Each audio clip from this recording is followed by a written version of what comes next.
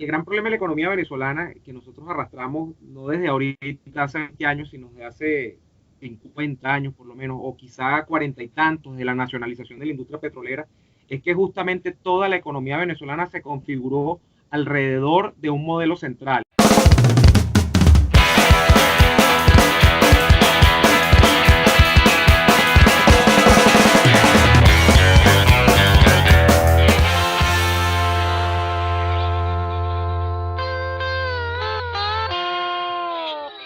Bienvenidos al episodio número 19 de Red de Culto. Yo soy Carlos. Yo soy Andrés.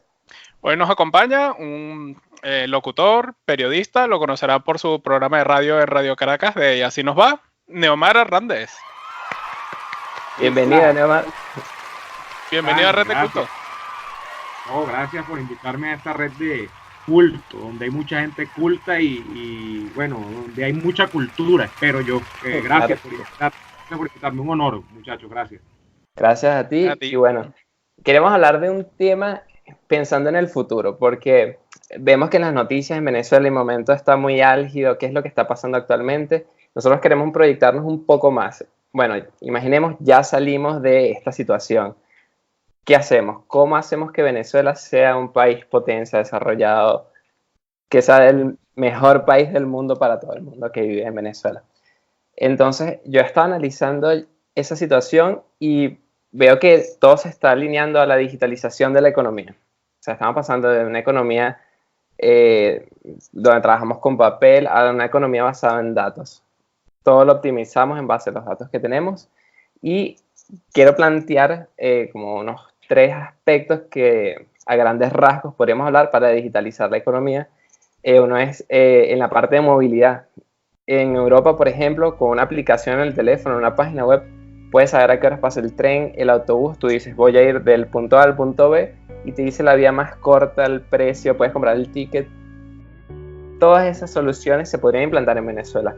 Y lo bueno, aunque la gente no lo crea, es que como no hay regulaciones en Venezuela para ese tipo de cosas y la movilidad es descentralizada, implantar soluciones de ese tipo serían relativamente fáciles. Yo vivo en Alemania y aquí como que la premisa es todo está prohibido excepto que la ley te lo permita, pero yo siento que en Venezuela es más que es al revés, como que todo es legal a menos que la ley te lo prohíba. Y eso lo veo como una ventaja para la innovación. Bueno, quería escuchar sus comentarios y después yo dar algunos ejemplos, a ver qué les parece. Bueno, nada, comienzo yo, porque soy así... El invitado. El invitado, claro.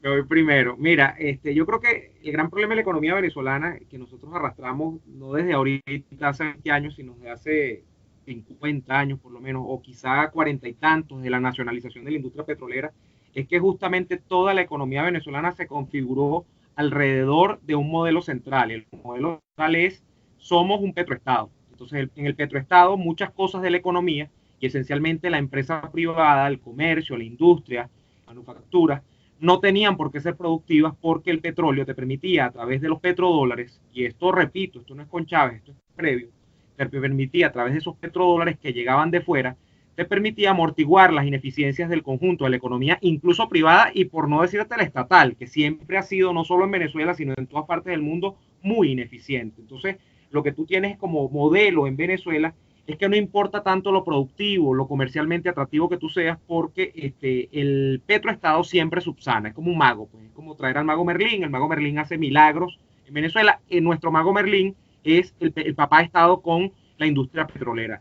Al día de hoy, para bien y para mal, y digo para bien y para mal porque es malo y es chimbísimo que PDVSA haya llegado al estado que está, pero por la parte positiva es bueno porque no hay de otra hora que comenzar a tener una economía productiva en términos privados y en términos de mercado, que es la palabra clave acá, que se dé espacio a los mercados en Venezuela. Creo que estamos llegando a un punto culmine y ese punto justamente es que es una bifurcación. O te terminas de hundir o terminas de hacer las cosas que tienes que hacer. Y las que las tienen que hacer no tienen mucho que ver incluso con etiquetas de ideologías de izquierda o derecha. En todos los países del mundo donde las cosas funcionan, el proceso económico se arbitra por reglas de mercado. Entonces, para hacer todas estas cosas que tú estás planteando, y que he escuchado incluso de la propia voz de mi compañero que vive en Alemania también, Daniel Lara, en la radio, y que te habla de cosas que tú dices, bueno, son maravillosas y tal. Bueno, hay muchos requisitos o prerequisitos previos a que esto se cumpla. Uno es el que te acabo de decir, hay que transitar hacia una economía de mercado. Ese es el gran paraguas, porque desde el punto de vista estatal de la centralización se nota que esto no va a funcionar. No. Y número dos es que tienes, por ejemplo, para todo el tema del ecosistema digital que hay ahora y la movilidad, el tema de transporte, para que todo se cumpla, tienes que tener un servicio de internet que sea fiable, porque todo esto se mueve a través de la internet. Sí. Y en Venezuela, básicamente el servicio de internet es una calamidad. De hecho, Andrés, yo te postergué la visita aquí al podcast de ustedes porque para mí era sencillamente imposible. De hecho, no estoy grabando en mi casa porque es imposible. Y ha venido la gente de la CanTV, no hay manera de arreglar. Es un problema porque la demanda se llevó por los cachos a la oferta que tiene el Estado venezolano en sus manos como ancho de banda, y cuando te funciona es muy malo el ancho de banda. Entonces tienes que tener un buen internet. Tienes que tener unas instituciones sólidas que te permitan, sin ser estatista, que te permitan que haya un estado mínimo de reglas y de cosas que hagan que las cosas funcionen y que se cumpla la ley. Eso no pasa en Venezuela, eso tiene que ver un poco con tu apreciación, que es del todo cierta, donde por estar todo permitido nada funciona, y en realidad no hay limitaciones claras.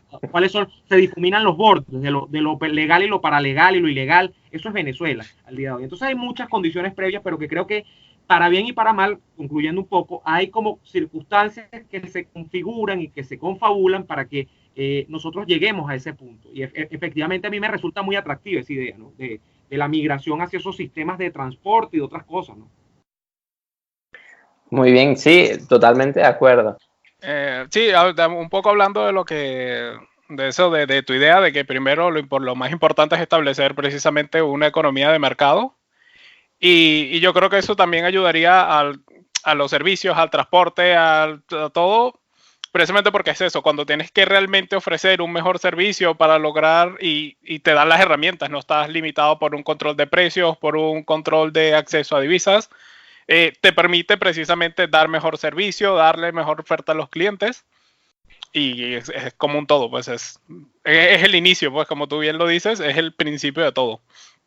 Claro, y nosotros queremos partir ya del hecho, supongamos, ya tenemos la economía de mercado, porque esa es la base, pero teniendo la economía de mercado por sí sola no es suficiente, necesitas los empresarios, las ideas, y allí entonces es donde entra, bueno, si tenemos ya la economía de mercado, ¿qué ideas posibles podemos implantar allí? Yo estaba pensando en algunas, quería discutirlas con ustedes a ver qué opinan, porque, por ejemplo, he escuchado comentarios que dicen que el sistema de transporte en Venezuela, los carritos por puestos, es malo porque es privado. O sea, si yo tengo un autobús, yo puedo asociarme en la asociación y trabajar en la ruta. Entonces el comentario era, cualquiera puede decir, no, hoy no tengo ganas de trabajar, y no trabaja y las personas pierden el servicio. Pero esa mentalidad es falsa, porque la persona que trabaja y depende de ese trabajo para comer no va a decir, no, hoy no quiero trabajar, qué flojera. Eso no lo diría alguien que esté empleado en todo caso, pero si eres por tu cuenta, más bien trabajas de más para ganar más dinero.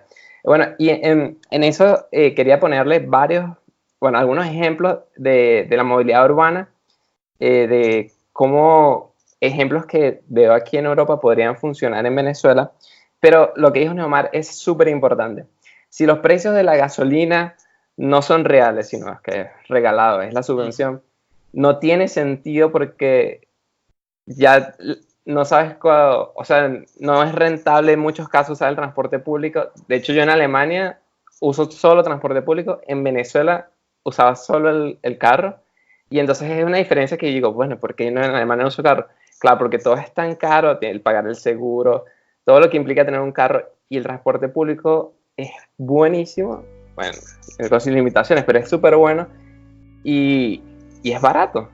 Esa optimización del transporte público se logra digitalizando los sistemas, y un ejemplo de ello que se podría implantar en Venezuela es que los choferes de autobuses se puedan registrar en una plataforma donde ellos puedan decir, bueno, ok, este es mi autobús, esta es la ruta, casi que estos son los servicios que yo ofrezco, y tipo Uber, tú sacas tu celular, dices, voy a ir de sitio A a sitio B, te muestra la ruta en base a los autobuses que ya están circulando en el sistema, y te vuelves súper eficiente tú como usuario y hace que el país sea eficiente. Yo he visto estudios donde te dicen que el que las personas lleguen tarde a las entrevistas disminuye el PIB casi que en 3-4%. Si el transporte fuera eficiente, si no hubieran, no, que estamos atascados en colas y demás, sino que un transporte público eficiente, incrementaría entonces la productividad general de todo el país. O sea, la movilidad es un tema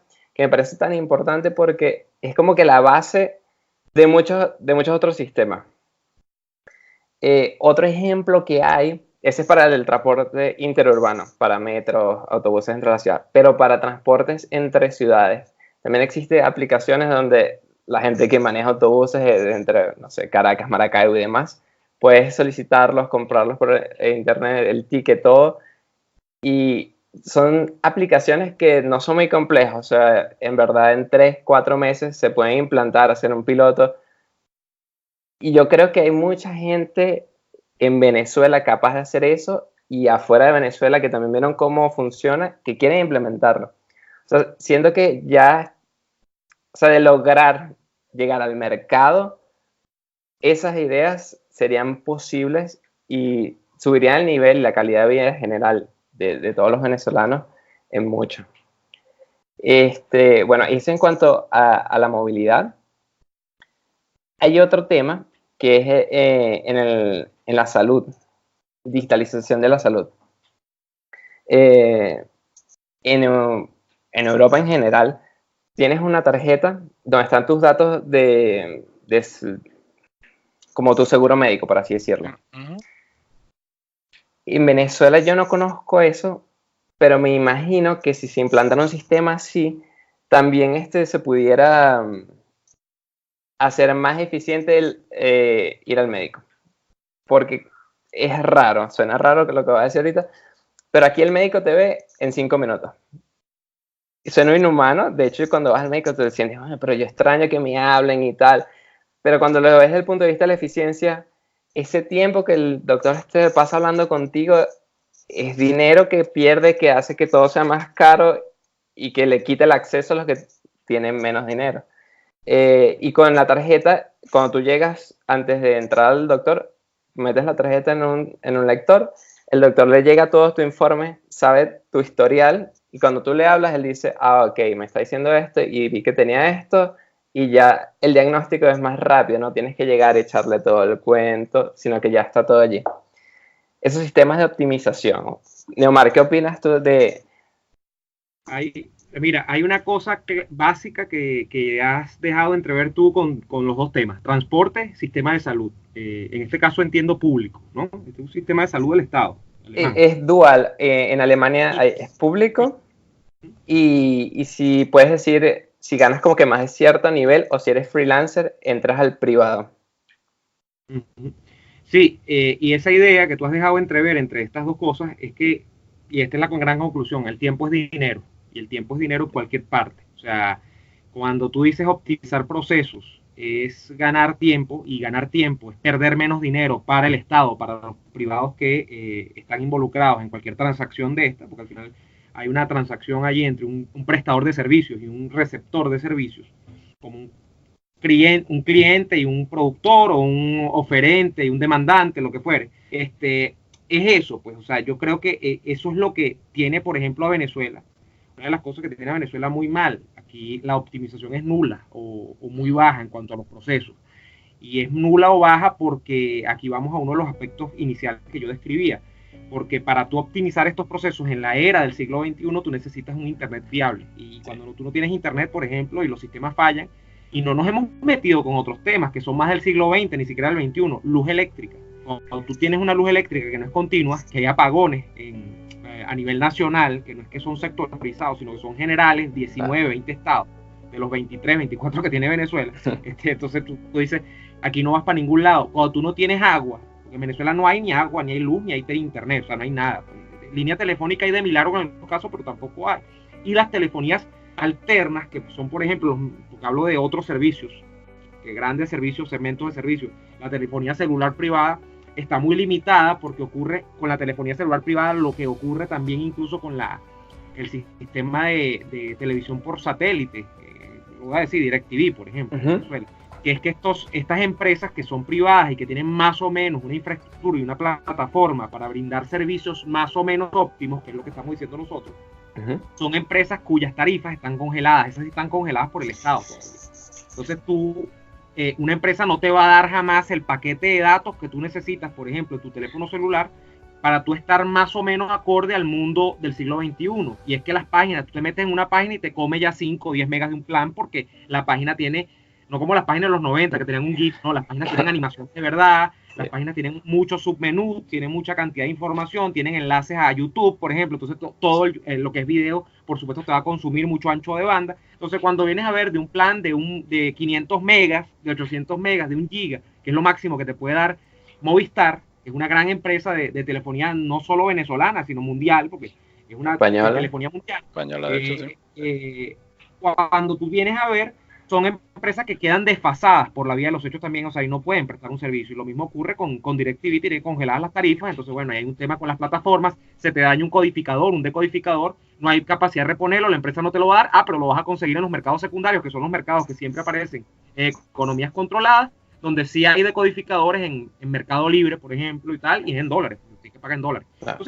Entonces, hay toda una cosa trastocada que pasa porque la plataforma, como ese puente, esa especie de instrumento para tú llegar a los procesos optimizados, no es posible porque o la economía está controlada o los servicios que están supuestos a brindar esa plataforma no funcionan porque la economía también está controlada, o porque sencillamente no existen en Venezuela, porque esa economía controlada no permite que los grandes capitales extranjeros, que son los que prestan estos servicios en empresas de última tecnología, puedan proveer sus servicios en Venezuela. Entonces, cuando tú vas después al resultado final, es que tienes procesos incompletos, procesos que son muy lentos, y esto es como todo, en Venezuela todo es lento, o sea, tú abres una empresa y es lentísimo todo hay que conseguirle la segunda vuelta, los caminos verdes. Entonces, allí tú ves que nada funciona. Y yo creo que me quedo con tu conclusión que es básica, ¿no? El tiempo es dinero y eso es así en los países que funcionan. Sin entrar nuevamente en la distinción si son capitalistas o no son capitalistas, porque no hay otra manera, o sea, no hay otra manera. Entonces, yo creo que el tiempo es dinero y el tiempo da mejor calidad de vida, o sea, la atención rápida, pronta, expedita, la gente da mejor calidad de vida. Eso es en transporte. La gente que se transporta más rápido al trabajo rinde más porque está más temprano en su trabajo, se desgasta menos emocionalmente y físicamente en llegar. La gente que va al médico y lo atiende un especialista, que además están súper especializados, no vas a ir un médico cubano que es un médico casi que sacapiojos, un médico que cura cadillos con, no sé, con unos menjurjes, es una cosa. Vas a ir tipo que es súper especializado y por eso te despacha en 5 minutos, porque en 5 minutos ya sabes lo que tú tienes y mira, lo carga en tu tarjeta y tienes toda esa información allí. Eso lamentablemente no es posible en Venezuela por todo este estado de cosas que le entiendo. Pero también el estado en que está Venezuela, yo creo que por lo menos ya una vez que salgamos de eso, presenta una oportunidad única y es que ahora nada funciona. Cuando vas a construir sobre eso, tienes la oportunidad de cambiarlo y hacerlo bien. Porque yo pienso, por lo menos aquí, quieres cambiar algo en el sistema de la medicina, por ejemplo, y es muy difícil porque ya está todo montado, ya hay una red, ya hay una cosa que es muy difícil llegar y decir, bueno, queremos implementar esto, pero para implementar esto tenemos que hablar con esta provincia, con los de esta provincia, esto se tiene que poner de acuerdo con esto, mientras que en Venezuela, como nada funciona, es mira, ¿sabes? No tenemos nada, es el momento oportuno de hacerlo bien. ¿Qué opinas? Coincido. Yo coincido con Carlos. Una vez yo tenía una amiga que estaba hace muchos años, ni siquiera había una crisis tan fuerte con la migración, y ella estaba en Milán y ella estaba bien, y ella me decía Italia, y me decía, pero yo me voy a regresar eventualmente a Venezuela, y esa frase me marcó, porque es la que repite mucha gente ahora, porque en todos estos países donde está toda esta gente, todos los venezolanos dicen, pero es que aquí todo está hecho, en Venezuela todo está por hacer, y eso es verídico. O sea, aquí hay que arrancar de cero en muchas partes, y tienen las empresas de todo nivel, de todo tipo de servicios, de todo tipo de producción de bienes, tienen una oportunidad enorme para enamorar a audiencia, para enamorar clientes, potenciales clientes. O sea, aquí la gente cuando descubra la eficiencia en un proceso, de un producto, de un servicio, se va a enamorar. Y hay marcas que van a crecer muchísimo. Claro, eso amerita, porque es la verdad, la instalación de una infraestructura tecnológica, física, en empleados y todo lo demás, que demanda capital. Aquí tiene que venir capital, y para que venga capital tiene que haber confianza, y por supuesto la confianza en este estado de cosas no va a estar Entonces necesitas, y ahí es donde sale el famoso cuento, la famosa frase de nada con Maduro va a cambiar, y es verdad, porque Exacto. Maduro no trae confianza, precisamente, y esta situación de inestabilidad no trae confianza. De hecho, necesitamos cesar la usurpación con otra opción, elecciones libres. Pero luego de eso, pasan los 3 pasos y hay elecciones libres. Deberíamos entonces también caer en, o sea, elegir a alguien que haga la transición a una economía de mercado. Sí. No era parte de lo que teníamos planeado, pero ¿ves eso posible? Porque yo veo, viéndolo un poco, los discursos, lo que dicen, que en todo caso es lo socialdemócrata, lo más mainstream que está ahorita, o sea, lo que tiene más como que más vida. ¿Crees que si un gobierno socialdemócrata llegara a Venezuela, tipo Voluntad Popular, Primero Justicia, no sé, o sea, habría posibilidad de tener una economía de mercado? Dijeran cosas como, no, pero no hagamos todo tan rápido y dejemos controles de precios, o sea, mantengan la ineficiencia que evita que surjamos. Sí, hay como dos grandes grupos, por decirlo, dentro de los partidos, y esos grupos incluso están dentro de partidos que son como estos que tú acabas de nombrar, como Voluntad Popular o Primero Justicia, que son partidos que no tienen una marcada tendencia, al menos en teoría, a hablar bien del mercado. O sea, ellos pueden hablar, pueden decir que, claro, ellos no están en contra de la propiedad privada ni nada, pero ellos también dicen que hay que redistribuir la riqueza y todo lo demás, que es el típico discurso. Es un discurso que no es, o sea, en Venezuela, desde la época en que aquí, repito, se implantó el Estado petrolero central, aquí como que el mantra es que tienes que ser un partido de ese corte, o sea, y podemos llamarle consenso socialdemócrata, o sea, todos tienen, porque es lo más fácil, o sea, es muy fácil tú llegarle a un elector y decirle, mira, aquí tu problema no es de que tú no produces, no es de que tú no trabajas, tu problema es que a ti no te llega una riqueza que ya existe, y esa riqueza viene del petróleo. Eso es muy fácil, entonces es muy sabroso para la gente, y es muy fácil sacar a la gente, muy difícil, reformulo, sacar a la gente ese pensamiento, porque es muy difícil decir a una persona, mira, es que si tú no trabajas no comes, es que si tú no te pones las pilas te botan del trabajo, no puedes estar dependiendo de la inamovilidad laboral, es que si tú no trabajas más horas, no te van a pagar más porque no queremos que congelen el sueldo, sino que el sueldo sea incluso como en los Estados Unidos, que es por hora, es un esquema, ¿no? Que no haya salario mínimo establecido al menos. Entonces, eso es complejo, pero yo siento, y siempre digo esto cuando abordo ese tema, que yo creo que Venezuela ha sido llevado a un estado de cosas o digamos, de magnificación de las políticas socialistas a tal punto, en una época atenuadas y ahora exacerbadas, que yo creo que, oye, para que la gente siga en esto tiene que ser muy masoquista. Entonces yo creo que hay cierto grupo crítico, incluso dentro de estos partidos, que ya les es innegable, no es porque les guste, es que no pueden promover, por ejemplo, la más estatización de la economía o el mantenimiento de la estatización, de ese control central de la economía. Lo que pasa es que eso es difícil comunicarlo, porque eso no da votos, te repito. Entonces la gente no va a decir, mira, yo voy a privatizar PDVSA, yo voy a quitar el salario mínimo y aquí la gente va a ganar por productividad, yo voy a quitar el tema de la protección, y esto es un tema fuerte, incluso para la empresa privada nacional que tiene muchos años acá. Yo voy a quitarle la protección porque ya tienen su monopolio. Son monopolios y eso no es consecuente con una economía de mercado, que haya monopolios, porque los monopolios son nocivos para el cliente, para el consumidor, porque dan menos calidad por el precio, eso está comprobado. Entonces, eso es complejo porque eso ni da votos ni favorece a la clase tradicional empresarial, mediática y digamos política en Venezuela. Pero yo creo que la circunstancia ha llevado nuevamente a que esto sea una bifurcación. O sigues por el desastre o asumes la realidad. Y la realidad es esta, yo la veo así. Entonces, yo creo que hasta dentro de estos grupos de Primero Justicia, de Voluntad Popular, de la propia Acción Democrática y de lo que queda, o sea, lo que era la MUD, hay mucha gente que no se puede negar a lo evidente y están abrazando, o sea, tienen que decirlo, lo que pasa es que no lo comunican con la suficiente fuerza que deberían. Y eventualmente van a llegar a eso.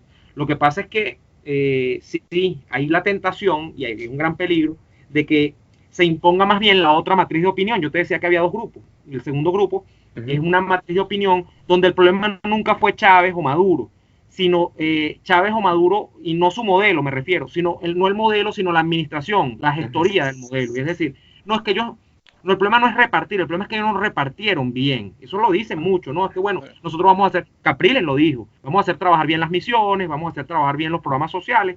No, bueno, hay que evaluar, porque yo creo que el tema de una misión es una cosa parainstitucional. Entonces, si tú tienes unas instituciones que funcionan, ¿para qué vas a tener misiones? Si tú tienes unos hospitales que funcionan, ¿para qué vas a tener CDI y barrio adentro y una cantidad de cosas que son unos parapetos? Entonces, ahí hay un tema de que no se imponga este segundo grupo que cree que el problema no es todavía el modelo, ¿no? El modelo está equivocado, eso está más que demostrado. El problema es ese, pues que no se imponga esta visión, pero creo que hay suficiente gente que rema hacia otra dirección, incluso entre esos partidos. Y bueno, como esto es parte de las bases que se necesitan para llegar al desarrollo y el futuro, yo veo que o he descubierto poco a poco que hay más gente liberal en Venezuela y estoy escuchando más sus voces. No sé si es que ahora se están haciendo también más populares, pero por ejemplo, creo que Eric del Búfalo, tú, y hay varios que sigo en Twitter que veo y digo, pero están diciendo cosas, ideas liberales que casi que nunca había escuchado antes. Y, o sea, en Venezuela, porque de hecho yo me puse a aprender de eso estando en Alemania, no sé, de Axel Kaiser y Gloria Álvarez, cosas así. Pero entonces como que la idea es popularizar, o sea, hacer mainstream lo liberal para que entonces las mismas electores voten y digan, no, yo no quiero más socialismo, por favor, déjenme ser libre y vivir mi vida tranquilo, o sea, menos control. Pero si no es así, ¿crees que tenga alguna posibilidad? O sea, sin que haya un cambio de mentalidad en el electorado, ¿crees que es posible lograrlo? O sea, ¿crees que es posible que las élites, no sé si es bien la palabra, pero que las élites venezolanas sean suficientes como para influir en que el grupo que sea victorioso sea más liberal? No sé si María Corina ahora o alguien de otros partidos, pero que vayan en esa dirección. ¿O crees que en realidad hay que hacer que primero que toda la masa, o sea, todo el pueblo vote en esa dirección? Primero una enseñanza histórica. En los 90 lo más cercano, un intento, finales de los 80 y principios de los 90, lo más cercano a un intento de liberalización, no solo político, sino económico en Venezuela, lo hizo Carlos Andrés Pérez, y no le fue tan bien, porque en ninguna de las élites, o sea, todos los testimonios que tú recoges, que ninguno de las élites le gustó que le tocaran su pedacito, ¿no? Y todo el mundo ahí sufría. Siendo Carlos Andrés Pérez el gran exponente del Estado petrolero en Venezuela y del Estado socialdemócrata, centralizador, nacionalizador, estatizador, mejor dicho, no nacionalizador, estatizador de los sectores de la economía importantes, ¿no? Y una política incluso de centralización del poder. Pero no sé por qué, nunca se ha averiguado, pero en el segundo gobierno Pérez dio un vuelco, ¿no? Y trató de dar un vuelco. No le fue tan bien. O sea, en clave histórica, hasta ese momento no parecía que había mucha disposición. Hay cosas aquí importantes. Uno es la cultura política y lo otro es esas élites. Esas élites torpearon en aquel momento la cultura política también. La cultura política, te dice la gente que trabaja esos temas, que es muy difícil cambiarla de la noche para la mañana. Ahora, yo creo que aquí hay eventos, te repito, que llevan a que la gente mire hacia otro lado. Entonces, puede esa cultura política nos sorprenda el día de mañana, aunque generalmente tú vas todavía y es difícil, y aquí voy con lo de volverse mainstream, o qué es lo que estamos haciendo. Bueno, sí, qué es lo que estoy haciendo yo, pues yo no hablo por Eric ni por Gloria ni la conozco, pero no la conozco personalmente, yo por supuesto que la conozco por las redes y tal, pero lo que yo siento que hay que hacer es contar la parte de la historia que no contaron de esta otra manera de abordar la política y la economía, no solo en Venezuela, sino en América Latina, que creo que esa es la labor de Gloria fundamentalmente, hablar de liberalismo en términos latinoamericanos, que es otra cosa muy rara, porque no es que solo Venezuela, Latinoamérica tiene una traba completa con el liberalismo, con el mercado, porque está asociado el mercado a casarse con los intereses de los Estados Unidos, entonces se revive la polémica de los yanquis, los anti-yanquis. Esto es un problema complejo para la mentalidad latinoamericana. Pero esa es la labor que está haciendo ella. Yo siento que yo tengo que contar eso en Venezuela también, y es raro, ¿no? Porque fíjate que yo no, o sea, yo cuando me metí en política, yo milité en Acción Democrática incluso, imagínate tú, y yo vengo de ese mundo, pues, y yo siento que lo que ha ocurrido es que yo no era ningún liberal al principio, por supuesto, a mí me gustaban los planteamientos de la socialdemocracia mundial y tal, pero yo me di cuenta que a lo largo de todo el tiempo, de Venezuela y en el mundo, creo que la evolución tiende más hacia lo otro, hacia el mercado de economía y la descentralización y liberalización en términos de política, ¿no? Entonces, yo siento que yo transité ese camino. y siento que lo que yo más o menos he aprendido, yo necesito comunicarlo, y por eso es que yo, bueno, hago los videos que hago a veces en YouTube, comento lo que comento en la radio, porque yo lo que percibo es que no hemos contado esa otra parte y hay que contarle, y en eso hay varias voces, tú has dicho del Búfalo, Víctor Maldonado, hay un poco de gente que está tratando, y desde el punto de vista político, me parece un gesto de audacia, incluso de, ¿cómo te digo?, de valentía, haberse montado en el partido que está tratando de construir María Corina, que tiene dificultades todavía, que a veces cuesta definirse, pero ya lo primero que dice, somos un partido liberal. Nunca ha tratado Venezuela de construir un partido liberal. Ha habido muchos intentos, pero nunca se ha tratado de definir. Y fíjate que no estoy diciendo un partido de derecha, partido liberal. Que es una cosa... Sí, porque la derecha te habla, tú decís, no, somos el partido de derecha, entonces ya ahí le das campo incluso a la izquierda trasnochada para que te argumente que tú eres un piti yanqui, que tú eres un conservador rancio, que tú eres un oligarca. Entonces, no, yo creo que construir un partido liberal es un gran reto y eso creo que lo está haciendo bien. Pero bueno, eso es lo que creo que estoy haciendo y lo que está haciendo esta gente, tratando de divulgar la otra cara de la historia que nunca la han contado, porque la cara de la historia de la izquierda la han contado demasiadas veces y ha fracasado demasiadas veces. Lo que nunca se ha ensayado es lo otro, de manera completa. Eso nunca se ha ensayado. Se han hecho intentos, pero nunca se ha ensayado completamente. ¿Y la diáspora, crees que juega un papel importante o no? Porque yo siento que muchos de los que querían, o sea, que tienen la posibilidad de irse y habían estudiado y demás, que se fueron, están viviendo en esos países donde están, de cierta manera, un libre mercado. A unos más libres que otros, pero todos lo están viviendo y ellos son los que le comunican a sus familiares cómo es fuera de Venezuela, los familiares que no han salido. Y en muchos casos ayudan a su familia. O sea, por ejemplo, yo ayudo a mi familia un poco con lo que puedo y en general todo el mundo que conozco ayuda a su familia. ¿Crees que entonces esa influencia haga que el hecho de que unos estén afuera y que vean cómo es el modelo distinto, hagan como una avalancha y haga que en realidad todo cambie? O sea, como que un cambio de rumbo. No sé, ¿cómo lo ves? Eso a mí me entusiasma mucho, aunque hay que estar claro en unas cosas y ustedes dos que están fuera lo saben. Hay gente que está fuera y no va a volver. Hay gente que no plantea volver. Yo tengo un primo, por ejemplo, en Australia y mi primo, yo creo que si sale de Australia irá que sea a Estados Unidos. No tiene planteado volver. Pero estamos hablando de más de 4 millones de personas, de 5 millones, 6 millones, dicen algunos, no se sabe cuántos, pero mínimo pongan una base de 4 millones, de los cuales yo me atrevería a decir que el 70 a 80% tiene menos de 40 años. Entonces, estamos hablando de gente que todavía está en la formación de eso de lo que yo le hablé a ustedes, que es la cultura política, la cultura dentro de la sociedad, o sea, de que todavía son maleables, gente que conoció la historia de Venezuela o vivió bajo el contexto de Venezuela, que era básicamente un sálvese quien pueda, y tú ibas como va viniendo, vamos viendo, y uno cuadra por aquí, tienes un contacto, resuelve, le pasas una plata, porque eso es vivir en Venezuela, es sobrevivir. Pero cuando se fueron les tocó acoplarse a todas esas otras normas. Entonces, de esa proporción de gente, que estamos hablando 4 millones, que tú tengas 1 millón o 2 millones, por poner la mitad, que vuelvan a Venezuela, imagínate el tejido crítico que eso genera en Venezuela con el aprendizaje institucional que tiene toda esa gente. Que toda esa gente con más o menos problemas ha vivido dentro de esquemas institucionales y que ha vivido, estoy seguro, Andrés y Carlos, han vivido en contextos de economías de mercado que no existen en Venezuela. Esa gente va a pedir mercado, esa gente va a pedir políticos eficientes, esa gente va a pedir algo muy importante, que es imperio de la ley, que algo no existe en Venezuela, ni justicia ni ley. Entonces, allá hay una masa crítica, un vector de presión que va a ser muy importante en lo que viene.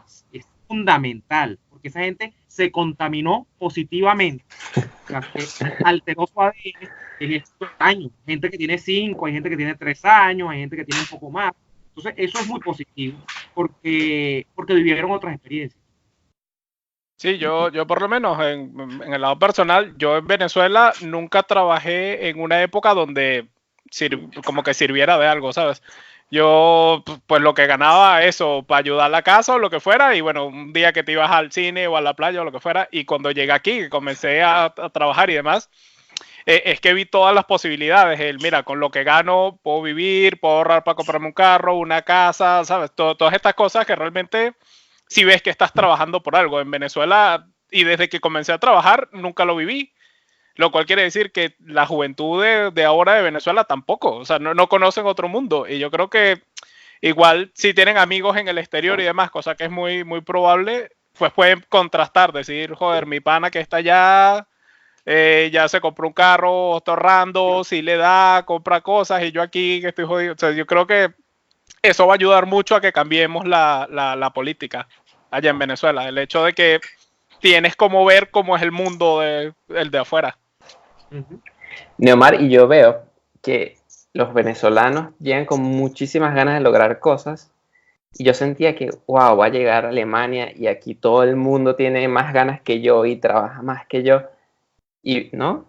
O sea, en cierto sentido están cómodos ya, como que, no, pero yo no anoto todas las horas que hago, si hago una hora extra la anoto y que me la paguen, o me voy el viernes más temprano. Y yo cuando llegué, no, trabajo todo lo que sea, ahora esto no me interesa nada. Claro, porque no sabía cómo era y quería ganarme la confianza de todos y de hecho mostrar cómo es el venezolano, porque siempre, si eres el primer venezolano que conocen, como tú eres, son todos. O sea, te clasifican así. Y sí. Entonces, para mí era una responsabilidad, o sigue siendo una responsabilidad muy grande, no hacer nada malo, o sea, hasta botar un papel en la calle, es como que no, porque van a saber que, mira, venezolanos, que, y para evitar todo eso, como que uno se esfuerza más y eso te crea una disciplina que me parece muy, muy importante.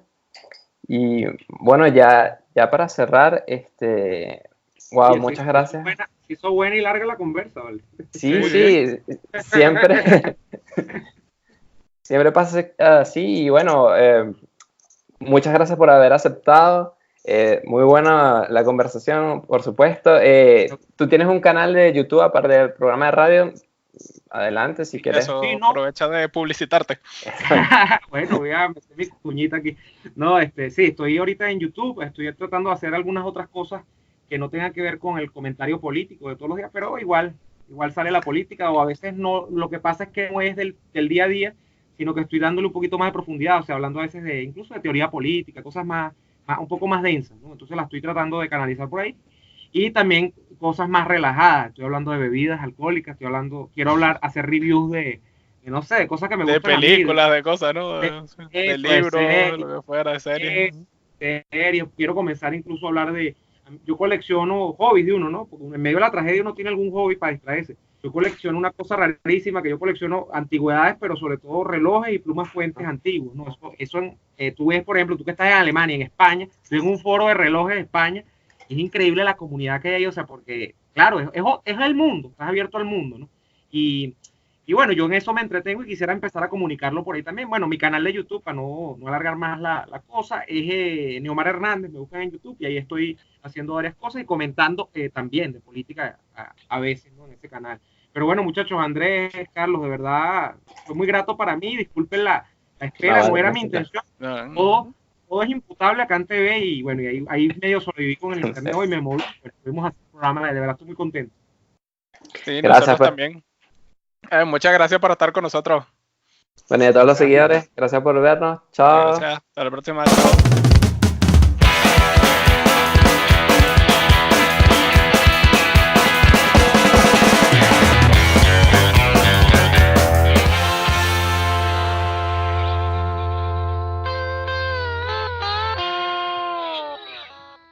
Vamos a contar 3, 2, 1. Empezamos como que a grabar desde ahí. Nosotros vamos a hacer una pequeña introducción sobre nosotros, quién eres tú, lo que investigamos, y yo a plantear el tema. Como que bueno, vamos a hablar de este tema. Y ahí empezamos con la dinámica un poco espontánea y vamos viendo cómo sale. Bien, bien. Mira, yo pensaba, me voy a poner la gorra, entonces yo también cargaba una. Claro. Sí, pero capaz es un poco serio, entonces es feo la cosa. No, que va, esto pura joda.